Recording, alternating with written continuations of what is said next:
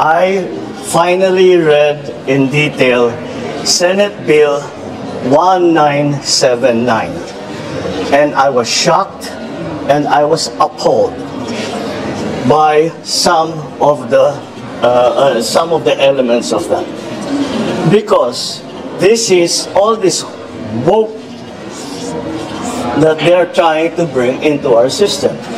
You will teach four-year-olds how to masturbate. Mr. President, with all due respect, maliwanag na wala po sa bill kahit ang salita na masturbation. According to Win Gatchalian, eto hong CSE ay kinopya according to the UNESCO Comprehensive Sexuality Education na study. Dito lumalabas yung konsepto ng masturbation, guys. Example, ito. Sex, sexuality, and sexual life cycles. Learning objectives, 5 to 8 years old. Ito yung tuturo ng mga teachers. It is natural for humans to enjoy their bodies and being close to others throughout their lives. Bakit? Alam niyo, mga kodyero, totoo naman. Pero bakit ba ituturo sa ganyang kabata? Nag-inaugurate na si Donald Trump. Na-inaugurate na siya as the President of the United States of Americas. Ngayon, isa sa mga kauna-unahan niyang executive order, mga kodyero, true to his promise, naglabas siya ng isang executive order na feeling ko magiging sobrang controversial to ngayon. Ito yung kanyang executive order. Trump says only 2 genders will end diversity programs. Very controversial na naman to ngayon. Alam naman natin si Donald Trump does not shy away from controversial topics. US President Donald Trump will issue a series of executive orders targeting diversity programs and gender identity policies Monday, using his inauguration speech to signal a definitive break with what he decries as woke culture. Pasok na pasok siya dun sa LGBT. Kasi nga, it is, ang dami lang tawag anti-patriarchy, anti-male. So, na-hijack na siya basically. Ako personally, hindi ako anti-LGBT, pero anti-woke ako. Hindi ang iyong pagkatao, hindi binabasihan sa sex or sa kulay ng balat. Kasi yan yung mga bagay na yan, wala kang control dyan . May control ka doon sa gusto mong gawin. Halimbawa, kung ikaw ay born of a certain sex and you want to play the part of the other sex, ang lang mga kotsero is kapag pinupuwersa tayong lahat, natanggapin yung ganong klaseng kultura. And mga kotsero, I think yun yung nakita ni PBBM doon sa legislation ni Risa Ontiveros. Kasi ngayon sa Amerika, very prevalent sa educational sector ng Amerika yung woke culture. And if I'm not mistaken, parang ganun din yung direction na gustong tahakin ni Risa Ontiveros sa kanyang panukalang batas. Kaya nga ang sinabi ni PBBM, I'm shocked and appalled by anti-adolescent pregnancy bills contents. Tayo ba ay anti-adolescent pregnancy? Yes, we are. Personally, naniniwala ako na ang adolescent, ang mga ating teenagers ay wala pang kamalayan o kakayanan para magtaguyod ng pamilya. Wala talaga kakayanan. Although may kakayahang mabuntis, kaya nang mabuntis, pero walang kakayanang mabuhay. So, si BBBM biglang nung may kinoment siya tungkol dyan. At panoorin natin yung comment. Ito yung sinabi niya. I finally read in detail Senate Bill 1979, and I was shocked and I was appalled by some of the elements of that, because this is all this woke that they're trying to bring into our system. You will teach four-year-olds how to masturbate. That every child has the right to try different sexualities. This is ridiculous. It is abhorrent.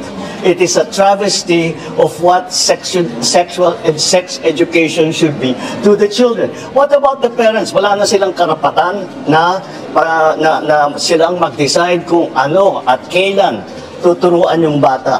Let me be very, very clear. I still believe that sex education, in terms of teaching kids the anatomy of the reproductive systems of male and females, is extremely important. The consequences of early pregnancy, the prevalence of HIV, kailangan ituro lahat yan. para alam ng mga kabataan. Pero yung mga sinama nila na mga woke na absurdities are abhorrent to me. And I'm already guaranteeing hindi pa napasa ito.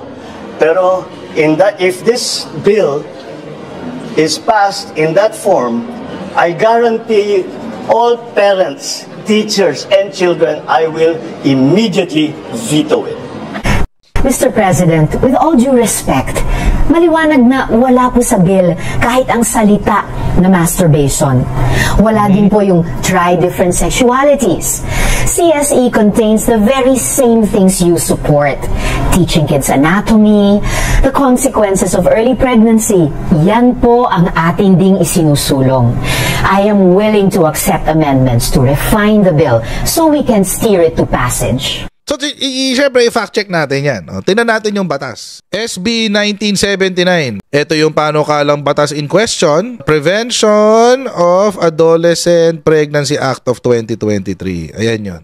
Ito yung sinasabi. Ngayon, mga kutseros, let's do a simple word search na lang muna. Tingnan natin masturbation. Wala nga. Zero. Wala yung word na masturbation. Okay. So, at least alam natin ngayon yan. Pero mga kotsero, there is something hidden here kasi. Hindi siya outrightly kasi sinasabi. May implication po kasi sa isang provision nitong batas na ito. Sa palagay ko, it will be delicads. Delikado tayo doon sa magiging resulta nitong implikasyon na to. Punta tayo sa definition nila ng CSE or tawag dito, Comprehensive Sex Education. Sexuality pala. Refers to the process of acquiring complete, medically accurate, relevant, and age and development appropriate and culturally sensitive information and skills on all matters. Take note all matters relating to the reproductive system, its functions and processes, human sexuality, and forming attitudes and beliefs about sex, sexual identity, interpersonal relationships, affection, intimacy, and gender roles. So sa palagay nyo, pag sinabing all matters relating to blah blah blah, does it include different practices or sexual practices? Yes or no? It means all matters all matters including, kasi all matters relating to the reproductive system, so the biology, its functions and processes, human sexuality, papasok ka na sa LGBT territory niyan, and forming attitudes and beliefs about sex, sexual identity, LGBT na yan, interpersonal relationships, affection, intimacy, and gender roles. Tapos ito pa, the goal is, so ito yung nakakaloko dyan, yung development appropriate. When do you say a certain topic about sexuality and sex is age appropriate? Ano magiging basehan? Masyadong generic yan. We don't know. Ito yung sinabi ng batas or ng panukalang batas. The CSE shall include age and development appropriate topics such as but not limited to human sexuality, informed consent, adolescent reproductive health, effective contraceptive use, disease prevention, HIV and AIDS, and more common sexually transmitted infections, hygiene, health and nutrition, healthy lifestyles, and health-seeking behaviors and practices, gender sensitivity, gender equality and equity, teen dating, gender-based violence, sexual abuse and exploitation, peer pressure, women's and children's rights, digital citizenship, on issues like pornography, among others. The purpose of which is to equip them with knowledge, skills, and values to make informed and responsible choices about their sexual and social relationships. Parang ang ganda painggan no? Parang ang gandang painggan. Kaso mo may problema ko talaga dito sa parte ng international standards. Bakit? Saan ho ba kukunin ang international standards nito? According to Win Gatchalian, ito hong CSE ay kinopya according to the UNESCO Comprehensive Sexuality Education na study. Yan. Dito raw yung kinuha ng sex education. Ito yung problema. Dito lumalabas yung konsepto ng masturbation, guys. Example, ito. Sex, sexuality, and sexual life cycles. Learning objectives, 5 to 8 years old. 5 to 8 years old, guys, ha? Ito yung tuturo ng mga teachers. It is natural for humans to enjoy their bodies and being close to others throughout their lives. Bakit? Alam niyo, mga kotsero, totoo naman. Pero, bakit ba ituturo sa ganyang kabata? So mga kotsero, parang this is just a summary. Summary lang naman to. I don't want to go through the whole list kasi napakahaba. Pero I think this needs to be, ito hong batas na ito na sinasabi ni Risa Hontiveros, it needs to be studied more. Kasi kung yung international standards sa pagbabasihan natin ay sablay. Kung international standards sa pagbabasihan natin. So, sabi naman ni Risa Hontiveros, willing naman siya na pag-aralan muli yung batas. O di walang problema, pag-aralan nyo po muna ulit. Please go back to the drawing boards. At sana po, mga kochero, ito nga yung dating sa akin nung binabasa ko tong batas na to. Ang dating sa akin, soft introduction to sa SOGI bill. Di ba ang lakas ng pushback kasi sa SOGI bill eh. So, siguro, para medyo mas katanggap-tanggap yung SOGI, naisip ni Risa Hontiveros, sige, daanin natin sa ibang pangalan, adolescent pregnancy bill.